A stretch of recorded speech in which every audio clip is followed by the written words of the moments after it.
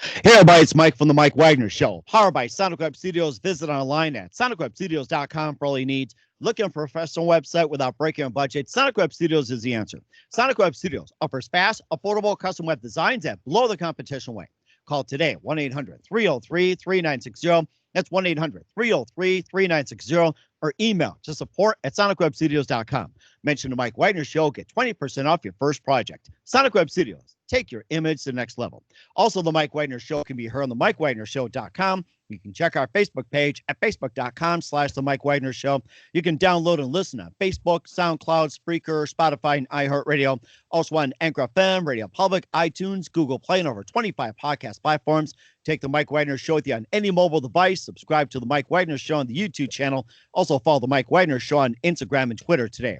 We're here with a wonderful lady who was last year's Grammy winner for a Madonna mix. And of course, you may not hear the name mainstream, but after talking to this wonderful lady, you're going to hear the name now and what she did. She began at WPGC in Washington, D.C. She worked in Miami at various clubs, and she was nominated for the best mixing category since it was in inception in 98.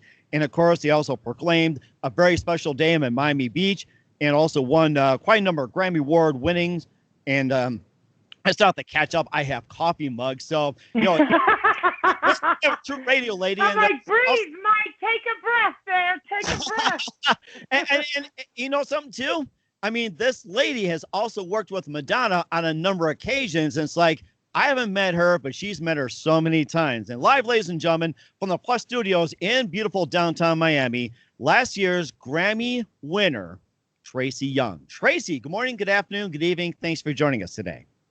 Thank you for having me, Mike. Oh, thank you. And of course, after looking at your credentials as well, too, I mean, nobody knows the name, but then after, you know, being on, everyone's going to recognize you by now. You're last year's Grammy winner for the Madonna mix. And of course, you began your radio career in Washington, D.C. You went to Miami. And of course, you also had a special day named for you in Miami Beach. We'll talk about that. And you also had won quite a few Grammy Awards. And you also. I've only won one. Well, you know what? We'll put this in the archives, and we can say that you won several. So this will go in the time. From your mouth to God's ears. Let's go for another. There you go. There you go. So before we get to all that, including working with the Madonna and some of the projects, first of all, just tell us how I got started.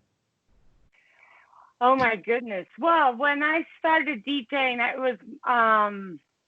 was more of, I guess I got started in college. I mean, if my ex-boyfriend was a DJ and I used to watch him play and I would just practice, and he was like, you know, you're really good at this.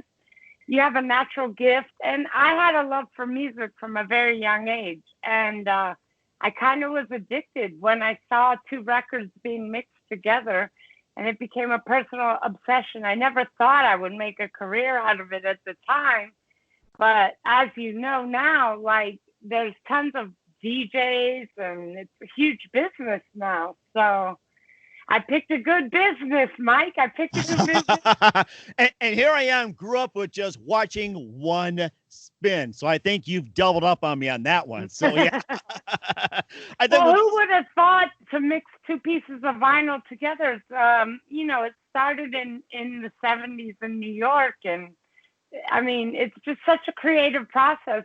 And to think about it, and I fell in love with the art of mixing two records together, and who would have known where it would have taken me at the time, but here I am. Mm-hmm. And also, too, you got the new technology. Now it's just like, you know, anybody can mix. You can do it. You know, it was back in the day with the cassettes. You had the CDs, and now it's just like you can do it online as well, too. Like you and I are talking as well, too. You can even mix on your phone as well, too. Your iPad, your tablets, and next thing you know it, it'll be on your wristwatch, just like Dick Tracy. It's like, you know, got the Fitbit. It's like next thing you know it, you can mix music on your Dick Tracy wristwatch. Well, when I started, it was a very specific group of people. There weren't so many people that did it, maybe a handful. I was one of the only women, you know, there was a few others, but Yeah, it was a very difficult thing because let alone you wouldn't see people in the genre, but let alone being a woman, people would tell me that women don't DJ and I should pick another career. So Wait, well, you know something? Don't say that to the women in Chicago because there was actually an all-female radio station in Chicago. I think was WDSM in the '70s, which later became WLEP, and I think one of the ladies that was in oh gosh, it was a 40th anniversary Caddyshack, and I think she played one of the daughters of Ted Knight. You know Mr. Club owner, and she was a DJ in Chicago, and that just struck a memory. I'm like, holy cow! And she was like one of the you know, the four women or several that ran an all-female radio station. So that's amazing. I did not know that. Well, I'll tell you one thing. With you being in radio, I think we can all learn from each other. And I think in a separate podcast, if you have a separate podcast, it's called Talking Shop. We could do something like that. But again, getting back to what you're doing now, this is about you. And of course, although it's Mike Wagner's show, it's all about you. You began at WGC in Washington, D.C. And, tell us how you first got involved in D.C. Well, what happened, I would pass my cassette, as you mentioned, around to clubs and just doors would slam in my face. And I'm a driven person instinctively. And I just wouldn't take no for an answer. I wanted to do this. WPGC had put on mix shows on the air. So I was like, well, hey, maybe I could go up there and somebody would hire me. So that's what I did. I literally walked in, called off the street and said, you guys need to hire me. And they did. Al B.D. Do you know Al B.D.? I've heard of the name. Like I said, I've been in Greater Chicago, Southern Illinois, Milwaukee, and Bismarck. So I basically just been in like certain areas, just being like, a cult figure and all that. But, thanks to the internet and thanks to podcasting, I got my own podcast and everything else. You got your own niche and, everybody's got theirs. And, I've listened to some of his stuff. Al B.D. put me on the air when he found out I was a DJ. So, I didn't go in there thinking I would be on the air. I went in there to learn radio and the music industry. And when Al B.D. found out that I knew how to mix two records together, he ended up throwing me on the air a month later. So I really, I owe a lot to him because I kind of went in through the back door. Most people start in clubs and go to the radio, at least back then. I kind of went on the radio and then I got popular and went to clubs from there. And what are some of the clubs he worked as well, too? It's like in Washington, he also works in some clubs in Miami. Maybe you can just tell us about some of the clubs and maybe some of the good stories, the nightmares, and maybe some are quite funny. Oh, gosh. Well, I've about worked at every nightclub, I think, that ever existed in the United States. Sure. Chicago, let's see. There's a place called Hydrate. I believe it's still open. And I used to play there a lot. Roxy, New York, Sound Factory, New York, DC. Let's see. I played at the Fifth Column, Tracks. Those were some of the big ones in the 90s. Miami, it was Liquid, which was a hugely popular club here. It's almost like Studio 54. It was our generation of Studio 54. Every celebrity would come in Liquid, and that's actually where I met Madonna. So, really? Yeah, I met her at Liquid. So, my friend Ingrid Casares introduced me, and it kind of that's what happened. It sounds like it as well too. And who are some of your favorite artists and musicians growing up? Oh gosh, I like presently Rolling Stones, Fleetwood Mac. Let's see, Michael Jackson. I have a vast. I love all types of music. I really have a wide spectrum. Some Prince, of course, The Police, Madonna, Whitney Houston. It kind of blends in and out of each genre. So. Mhm. And of course, you mentioned Madonna, and she was the most influential. We'll talk about that in just a minute. But first, listen to the Mike Wagner Show at themikewagnershow.com, powered by Sonic Web Studios. Visit online at sonicwebstudios.com for all your needs. Look at a professional website without breaking your budget. Sonic Web Studios is the answer. Sonic Web Studios offers fast, affordable custom web designs that blow the competition away. Call today, 1-800-303-3960. That's 1-800-303-3960. Or email to support@sonicwebstudios.com. Mention the Mike Wagner Show. Get 20% off your first project. Sonic Web Studios. Take your image to the next level. Also, the Mike Wagner Show can be heard on the MikeWagnerShow.com. You can check our Facebook page at Facebook.com/The Mike Wagner Show. You can download and listen on Facebook, SoundCloud, Spreaker, Spotify, and iHeartRadio. Also on Anchor FM, Radio Public, iTunes, Google Play, and over 25 podcast platforms. Take the Mike Wagner Show with you on any mobile device. Subscribe to the Mike Wagner Show on the YouTube channel. Also follow the Mike Wagner Show on Instagram and Twitter today. We're here with last year's Grammy winner for the Madonna mix, Tracy Young, here on the Mike Wagner Show. She's DJ'd for quite a few decades now, and you mentioned Madonna as well, too. You ended up working with Madonna, and you collaborated on a number of projects, including, I guess, one that just got you a Grammy as well, too. Tell us about what's it like with Madonna, and how'd you first meet up with her? Well, I met Madonna through my friend Ingrid. Ingrid actually owned the club Liquid, and she was really a champion and a great supporter of my career. She happened to be friends with Madonna, so as luck had it, that's how I met Madonna. And from there, it's our collaboration started mostly as me just DJing a bunch of her parties. I ended up playing a New Year's Eve party that she was at. Then from there, I went and did music record release, the Next Best Thing movie premiere, bunch of her birthday parties. And then she gave me the opportunity to remix music, which was one of my first remixes with her. And I went on, I kind of evolved into that. And then I don't know what's next, but that evolution came to me doing a Crave remix, which she performed in her last tour. Oh, wow. It was part of her set list.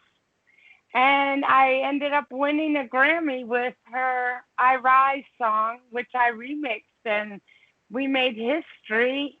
I was the first woman nominated, and I won. So apparently I go in the Guinness Book of World Records. I never ever thought I would be nominated, let alone go in the Guinness Book of World Records. It's insane. Wow. Congratulations on winning that I Rise mix and also being a Guinness. And I guess we'll have you say it right now in advance, and you can take our interview and put it in the vault. And congratulations on your other Grammy award winning as well, too. I'd say about 3, 4, 5, maybe several, and that's what I'm looking at right now. So it's like from your mouth to God's ears, Mike. and of course, you worked with Madonna and with the I Rise and remix and everything else. What was it like working with Madonna, and how she is?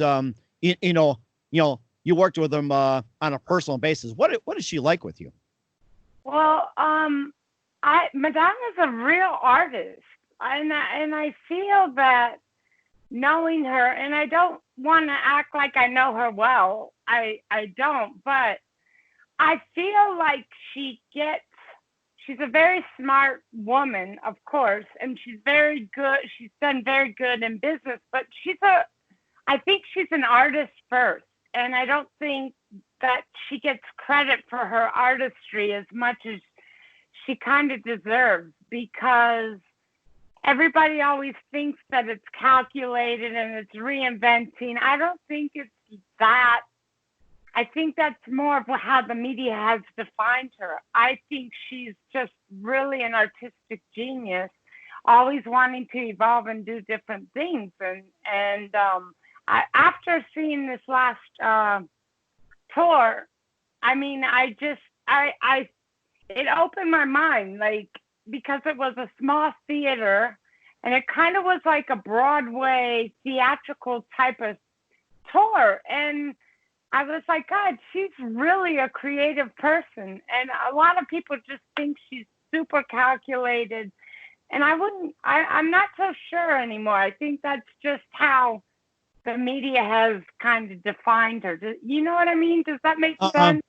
Right. It's just the way with today's social media. It's almost like everybody's just coming from an angle, unlike back in the days, with the hot mixes and the regular radio, 70s and 80s, we've become accustomed to. Even going into the 90s, you just had just a few outlets, a few networks, and exactly just a few labels. Where in a sense, it's like, I guess, asked this question a lot. It's almost like a double-edged sword. It may seem limited, but they're also very trustworthy. And also, I would have to say, what's the word I'm looking for, where it's like, they're like the authority. And now it's like, it's pretty much branched off into several, outlets as well. It's like, they can be trustworthy and bringing on some new talent, but then there may be some false information, or it may have like, sheep and wolves clothing. So I guess I just think that like things have the ability to be misunderstood so much more now. And Madonna's not the only one that gets this. I guess it's kind of abuse because, other people's art gets misinterpreted, and the artist may not mean it that way, but it's interpreted a certain way, and it goes viral, and then you get labeled as, I don't know. I just find Madonna a very, very artistic person that likes to explore different outlets for her creativity. And, like in the 90s, you mentioned, she does do controversial things, but that's just part of art. It's supposed to provoke thought. So I just, she's also a woman in a business that is dominated by men, which I identify with her struggle with, because even though I'm not I don't think I would do very well being that famous, but I kind of relate to her struggle because she can't win no matter what she does. And, I still hear no a lot in this business, and I do have a Grammy. So, and it's right here, Mike. Oh, look at that. I want that. I want that. Oh, you know what? If I had the ability to put my hands through my computer and reach out, I could touch that right now. But I believe the technology. It's heavy too. It's a very heavy piece. It's beautiful. It's art. Well, something too? It makes a good workout as well too at your desk. I'm going to need that soon with this COVID stuff. Well, and of course, speaking of business, talk about Madonna being a businesswoman as well too, and you being a businesswoman yourself. You also own Farash Records, and tell us about that. And what inspired you to start your own record company? Well, again, it was doors being closed in my face. I wanted, when you kind of, as a woman, and I'm not one of those women that like think every man's a jerk or whatever. I'm just saying that there are more men in the music industry than women, and sometimes the women that are in the music industry get overlooked, which is just, it's a matter of having conversations. So I wanted to put music out on a record label. Well, I kept getting turned down, so I was like, well, I'll just put it out myself. And that's how Farash happened. And it's just a tool for me to have when I want to be creative. It's an outlet. And it could I haven't focused so much on my label, but now I'm really, because the clubs are closed and I'm not DJing as much, I'm really focusing on my label and releasing music. So that might end up being a big focus of mine right now, because I can't DJ, so all I'm doing is making music. Now, is it just your own music you're putting on your label, or are you accepting artists right now that want to be on your label? I'm open to hearing, talent, of course. I do sign other tracks and people wanting to come up. So if you want to send me any demos, I do listen to it. I haven't explored that as much as I think I'm going to in the future. So yes. Are you looking at a specific genre, or are you open to all genres, or what are you looking for? I'm open because, you know, I think now with music, they kind of crisscross. Like when we were coming up, Mike, it was rock, alternative, R&B, pop, and the record companies kind of controlled that. Now people are making music out of their homes, and it's just a big plethora of different types of stuff going on, and I love it because it also it's got its advantages and disadvantages because there's so much out there that there's no focus. I miss the days when I used to get promoted to, you know, you had a little bit of a focus, but at the same time, all this genius materials coming out that inspires me. So I'm open if people want to send me music. It's a focus of mine that's moving forward.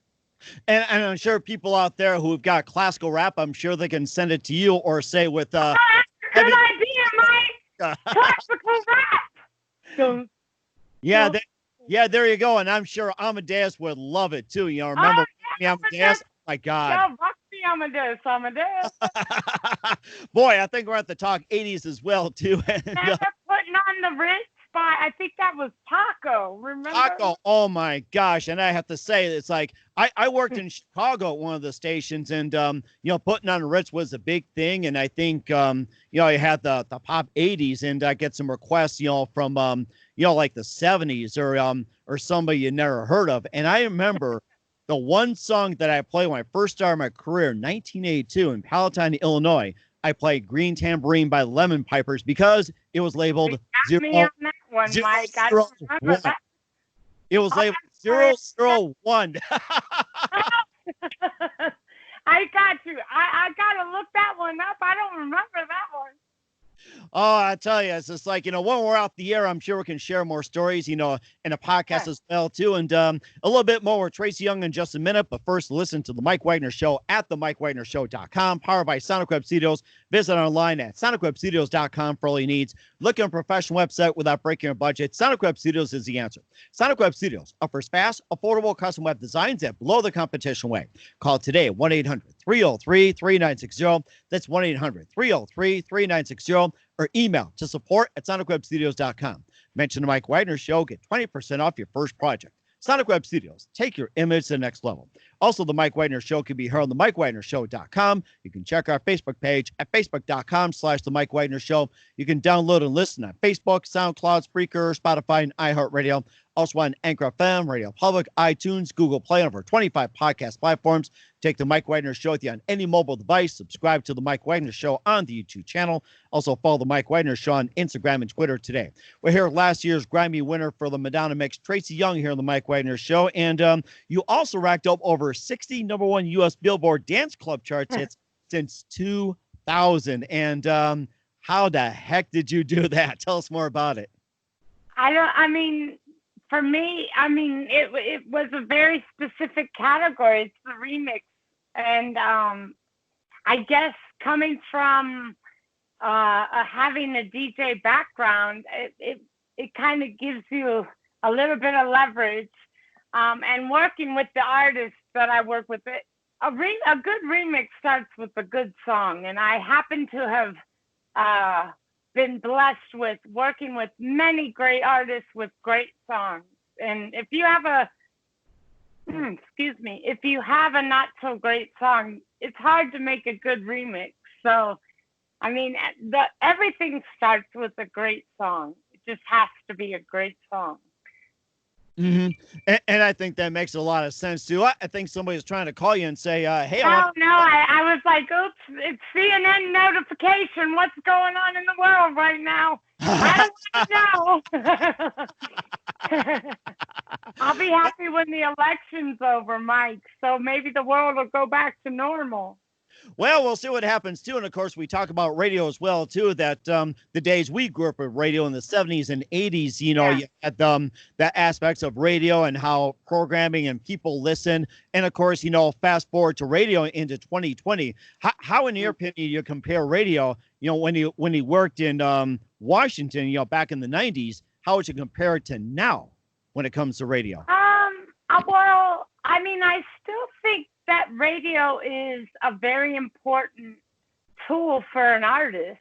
I was a music director at WPGC before I moved to Miami. And I mean, it's still powerful. The terrestrial radio stations. I mean, it's how mass information gets out there. It's how artists can promote their music. It's how artists get paid. And now that we have digital radio, I mean,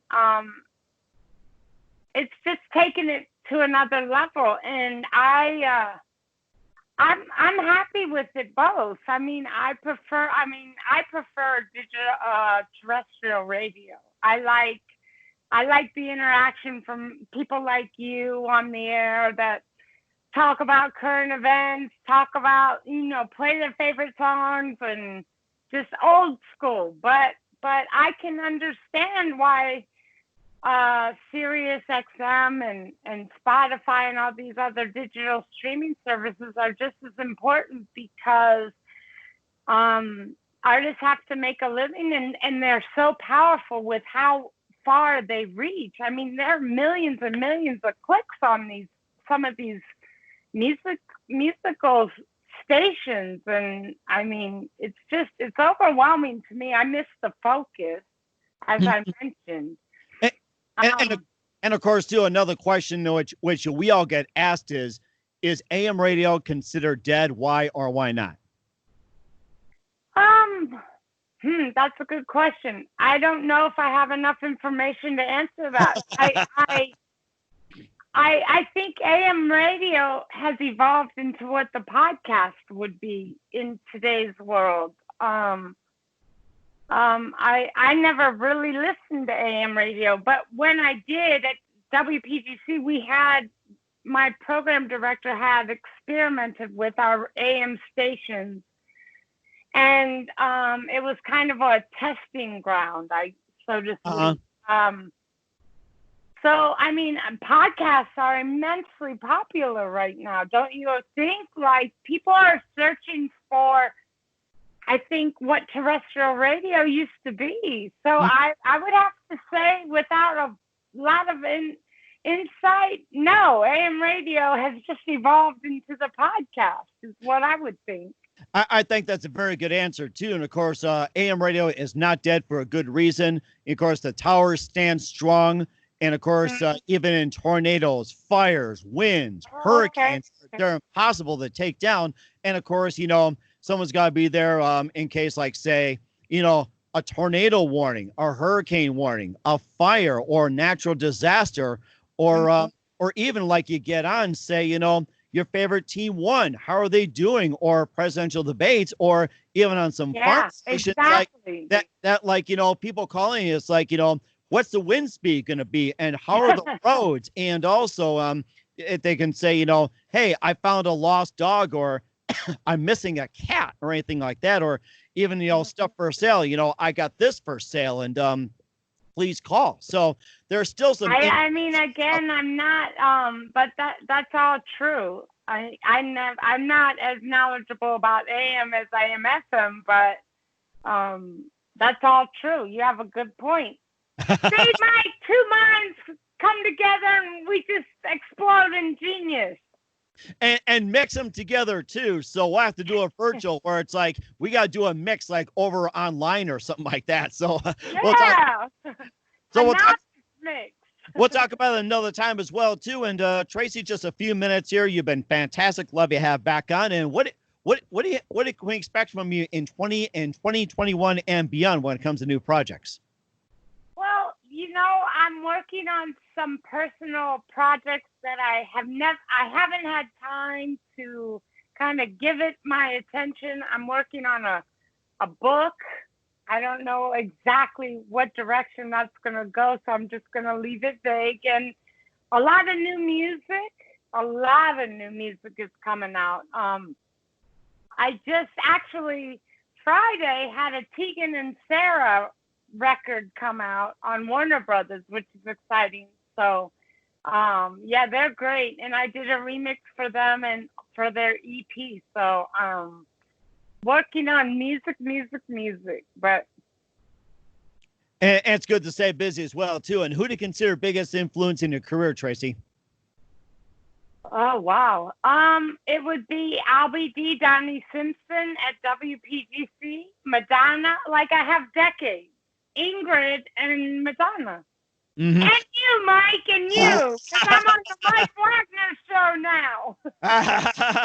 That is a good influence. I love that. And what's the best advice? Of course, my mom, you know. Oh, yes, right. Don't forget the parents. Yeah, my mom was always encouraging me that dreams come true and to dream big. And I did, and dreams do come true. So. Very true indeed. And what's the best advice you can give to anybody at this point? Learn how not to take rejection personal. It's not personal. It's a way of life, and if you can, handle rejection and continue moving forward. I've had a lot of no's in my life, but the one yes was a big one, and you know, somebody will see what your destiny is. So, I mean, Mike, have you heard no a lot in your life? I'm sure, right? You know what?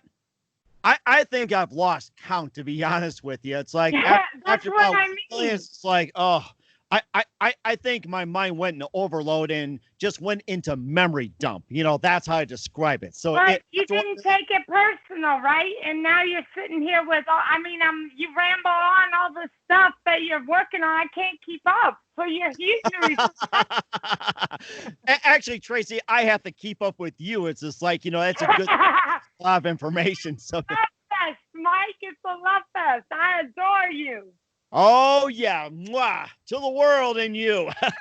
Once again, Tracy Young, last year's Grammy winner from the Madonna mix and also owner of Firash Records on the Mike Wagner Show. Tracy, a very big thank you for your time. You've been absolutely fantastic. Or if you're listening to UK, at Fab, looking forward to having you again soon. Once again, tell us about your upcoming projects. What's your website? How do people contact you? Where can people check out your music?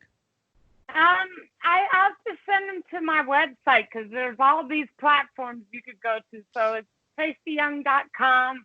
It's all there. All the information is right in one spot. And whatever platforms you want to follow me on, you can get them there. Absolutely. Once again, Tracy, a very big thank you for your time. You've been absolutely fantastic. Looking forward to having you again soon. Do us a favor. Keep us up to date. Love you back on 2020 and 2021 and beyond. And just love to have you back. We got to keep doing this more. Thank you, Mike. Thank you for having me.